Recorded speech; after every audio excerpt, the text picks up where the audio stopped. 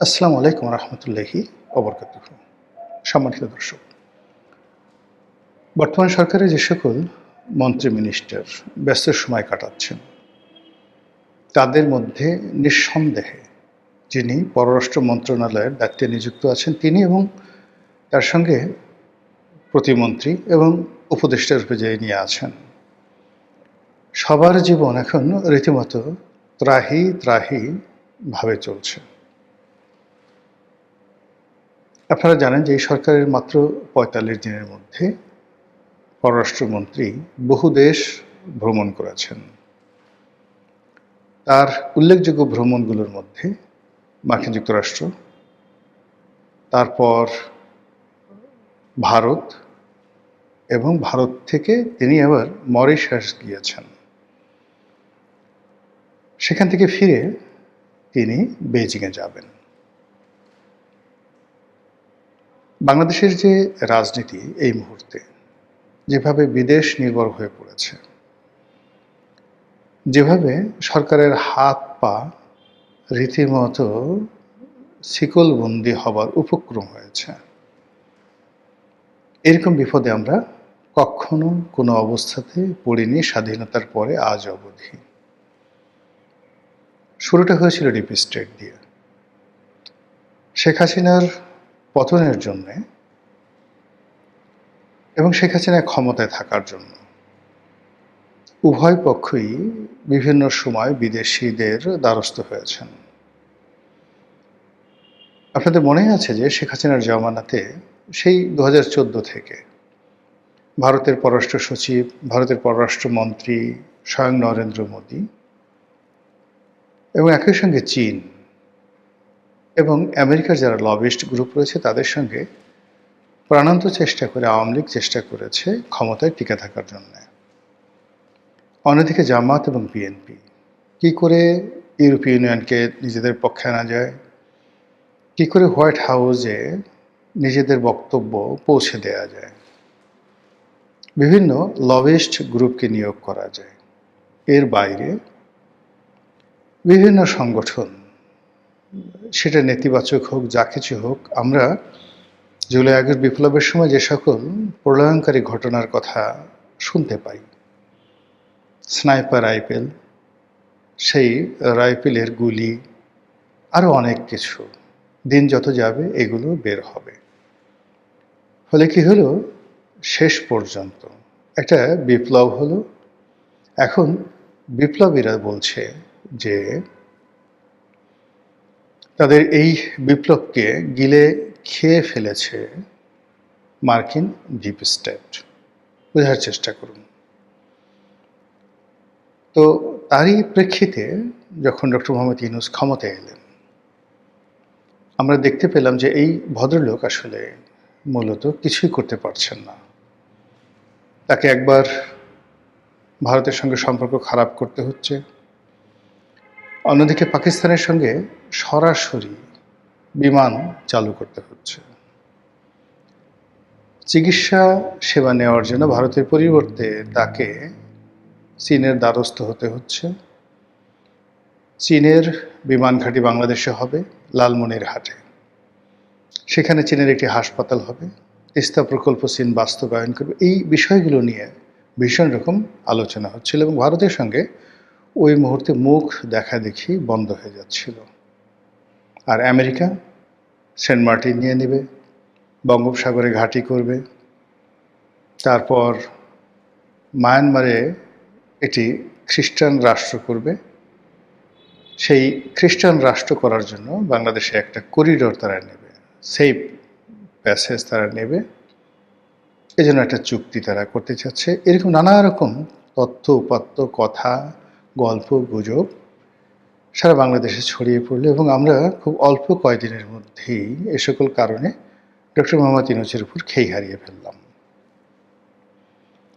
ফলে যারা ডক্টর মোহাম্মদ ইউনূসকে ক্ষমতায় এনেছিলেন দেশে এবং দেশের বাইরে, যারা তার পেছনে ছিলেন একেবারে যক্ষের ধরের মতো তাকে সবসময় মাথার উপর করে রাখতেন, তারা মুহূর্তের মধ্যে তাকে আছাড় দেওয়ার চেষ্টা করলেন। তিনি আত্মরক্ষার্থে, বলতে গেলে সেফ এক্সিটের জন্যে, সমঝোতার জন্যে তারেক রহমান সাহেবের দ্বারস্থ হলেন এবং যেটি লন্ডন বৈঠক হিসেবে ইতিহাসে অমর হয়ে থাকবে। এখন বাংলাদেশে যারা রাজনৈতিক বিরোধী পক্ষ আছে তারা দু চক্ষে ডক্টর মোহাম্মদ ইউনূসকে দেখতে পারেন না, তার নাম শুনতে পারেন না, এবং এই যে লন্ডন বৈঠক, সেই বৈঠকটিকে তারা লন্ডন কনস্পিরেসি বা লন্ডন ষড়যন্ত্র রূপে আখ্যায়িত করে।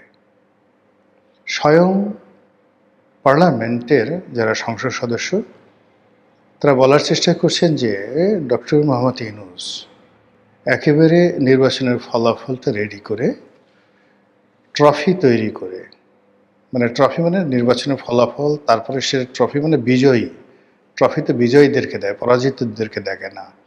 তো সেই যে ট্রফিটা তৈরি করে তারেক রহমান সাহেবের হাতে দিয়ে আসছেন। এটা যদি একটা ভাব সম্প্রসারণ করেন, আপনি বোঝার চেষ্টা করেন এটা কত মারাত্মক কথা। সেই কথাগুলো কিন্তু এখন আলোচনা হচ্ছে। এ সকল আলোচনার প্রতিক্রিয়ায় বিএনপির যারা লোকজন তারা আসলে এখনো মুখ খুলেননি, আর মুখ খোলাটাও সম্ভব নয়। ভীষণ সেন্সিটিভ কথাবার্তা, কিন্তু অবস্থা দৃষ্টি মনে হচ্ছে যে বিএনপির যারা লোকজন তারা বিব্রত, তাদের মুখে হাসি নেই, এবং তারা বিরোধী পক্ষের এই সকল কথাবার্তার সঠিক উত্তর তারা দিতে পারছেন না। এরকম একটা জটিল যখন অবস্থা দেশের মধ্যে, তখন এই সরকার যা করতে পারবে আগামীতে, তারা কেবল দুর্বলের উপর অত্যাচার করতে পারবে, সবলের উপরে তারা তাদের আইন প্রয়োগ করতে পারবে না। এমনকি নিজের দলের যারা লোকজন রয়েছেন, চাঁদাবাজ, মাস্তান, গুন্ডা, সিন্ডিকেট সদস্য, তাদের বিরুদ্ধেও তারা ব্যবস্থা নিতে পারবেন না। ধরুন এখন এই সময়টিতে প্রায় $4.25 বিলিয়ন মার্চ মাসে এসেছে, আর প্রথম সপ্তাহে এপ্রিলের যে রেমিটেন্স এসছে বিদেশ থেকে, সেটা অতীতের যে কোনো সময়ের চাইতে, এমনকি মার্চ মাসে যে $4.25 বিলিয়ন এলো, এবং তা অতীতের সকল রেকর্ড ব্রেক করল। তো সেই যে রেকর্ড ব্রেক করার পরে আবার নতুন রেকর্ড ব্রেক হলো এপ্রিল মাসে। ইট মিনস আমাদের ফরেন রেমিটেন্সের অভাব নেই, কিন্তু তারপরে ভোজ্য তেলের দাম কেন বাড়ল? জ্বালানি তেলের ব্যাপারে ধরুন হরমুজ প্রণালী বন্ধ, বিকল্প পথ থেকে আসতে কষ্ট হচ্ছে, এসব নিয়ে আপনি নানা রকম কথাবার্তা বলতে পারেন, কিন্তু সয়াবিন, পাম অয়েল বা অন্য যে সকল রান্নার যে তেল, সেটা নিয়ে কেন কথাবার্তা হচ্ছে? মার্কেটে কেন পাওয়া যাচ্ছে না? দাম কেন আকাশচুম্ব হয়ে গেল? জামাতের সভাপতি ডক্টর শফিকুর রহমান তিনি চমৎকার একটি কথা বলেছেন যে বাজারে তেল নেই, কিন্তু পার্লামেন্টের ভিতরে তেলের কোনো অভাব নেই। সরকার দলীয় সংসদ সদস্য যারা আছেন, মন্ত্রী যারা আছেন, তারা দিদারসে ধুমছে তারেক রহমান সাহেবকে মহামানব বানানো, বেগম জিয়াকে মহামানব বানানো, শহীদ প্রেসিডেন্ট জিয়াউর রহমানকে অতি মানব বানানো, শুধু মহামানব নয়, অতি মানব মানে অলৌকিক গুণসম্পন্ন অতি মানব। এবং জাইমা রহমান, তার মা যিনি আছেন জুবাইদা রহমান, তাদেরকে মানে নারী জাগরণ, নারী আন্দোলন, নারী জাতির সেই মাউন্ট এভারেস্ট, এটি বানানোর জন্য ড্রামের পর ড্রাম তেল নিয়ে সরকারি দলের যারা লোকজন রয়েছেন তারা সারা দিন গবেষণা করছেন যে এই তেল কিভাবে মাখলে, কিভাবে এই তেলগুলো ব্যবহার করলে নেতার মনোরঞ্জন হবে, নেতা খুশি হবেন। এই যখন দেশের অভ্যন্তরীণ রাজনীতি, তখন ভারত, পাকিস্তান এবং আমেরিকা, সঙ্গে চীন, এই দেশগুলোর যে চাপ আমাদের দেশের উপর, এগুলো রীতিমতো সরকারকে আলু ভর্তা বানিয়ে ফেলছে। আপনারা জানেন যে আমেরিকা এই অঞ্চলে ইন্দো প্যাসিফিক তাদের যে একটা স্ট্র্যাটেজি রয়েছে, সেই ইন্দো প্যাসিফিক যে জোট, সেই জোটে বাংলাদেশকে তারা চাচ্ছিল শেখ হাসিনার জমানা থেকে। শেখ হাসিনা সেখানে যোগদান করেননি মূলত চীনের কারণে। আবার ডক্টর মোহাম্মদ ইউনূসের জামানাতে যেটা সেন্ট মার্টিন নিয়ে আমেরিকা যে কাজ করেছে, বোয়িং বিমান বিক্রি নিয়ে যে কাজগুলো করেছে, এবং বাংলাদেশ সেনাবাহিনী পুলিশ বাহিনীকে অস্ত্র সরবরাহ করার ক্ষেত্রে তারা যেভাবে বাংলাদেশকে চুক্তিবদ্ধ করেছে, এটা স্পষ্টতই ভারত এবং চীন দুটো রাষ্ট্রকেই এই সময়টাতে বাংলাদেশের প্রতি বিরক্ত করে ফেলেছে। এ দুটো রেগুলার ব্যবসা, এবং এখানে রীতিমতো যা হয় পুকুর চুরি হয়। তো এই দুটো ব্যবসায় আবার ভারত এবং চীন তাদের আধিপত্য বিস্তার করার জন্য সঙ্গত কারণেই সরকারের উপর চাপ প্রয়োগ করছে। ভারত আওয়ামী লীগকে রাজনীতিতে ফিরিয়ে আনা, শেখ হাসিনাকে বাংলাদেশে রাজনীতিতে প্রতিষ্ঠিত করা, আওয়ামী লীগের নেতাকর্মীদের বিরুদ্ধে যে মামলাগুলো দেওয়া হয়েছে এবং বিচারের নামে যা কিছু চলছে সেগুলোকে মিনিমাইজ করার জন্য তারা চাপ অব্যাহত রাখবে। আর অন্যদিকে পাকিস্তান, তাদের অর্থনৈতিক সংগতি নেই, কিন্তু তাদের যে থিওলজি, ধর্মতত্ত্ব, তাদের যে আইডিওলজি, তারা যে আদর্শ ধারণ করে, এবং ৭১-এ তারা যেভাবে পরাজিত হয়েছে, এই বাংলাদেশের মাটিতে ভারতকে অপমান করে তার প্রতিশোধ নেওয়ার জন্য তারা প্রাণান্ত চেষ্টা করবে। চীন ব্যবসা বাণিজ্য করবে, তার সঙ্গে সঙ্গে এখানে তাদের আধিপত্য বিস্তার করবে, যাতে করে ভারত এই ভূমিটিকে চীনের বিরুদ্ধে ব্যবহার করতে না পারে। অন্যদিকে ভারত দরকার হলে সার্জিক্যাল স্ট্রাইক করবে, কিন্তু বাংলাদেশে চীনের উপস্থিতি মেনে নেবে না।